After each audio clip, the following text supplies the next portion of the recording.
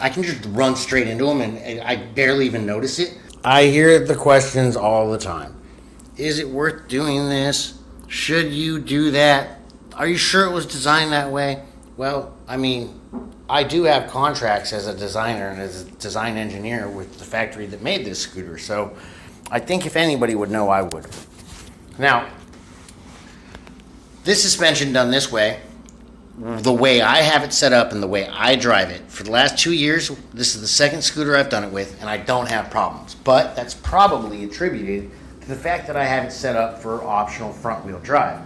Now, I have it set up for optional front-wheel drive because during winter, if you're going to ride in the snow or the ice or frost or whatever, it's pretty necessary to be able to have front-wheel drive. Why? Well, that's a different topic.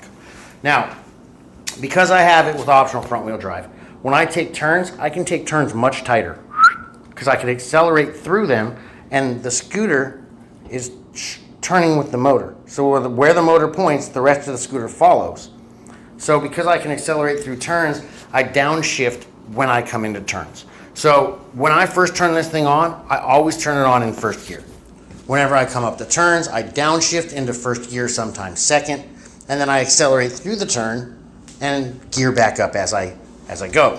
Now, if I put this in third gear and just went all the time, and I drove like most of you do, it would start probably having problems here eventually, or here.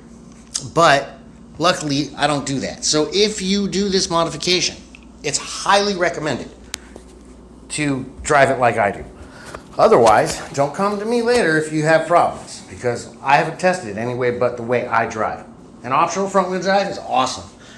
This thing is so cool that when I come over curbs, like smaller curbs in like the county like this, I can just run straight into them and I barely even notice it. When I drive off of curbs, the wheel will come down and meet the ground, and it'll just be a little nice soft cushion.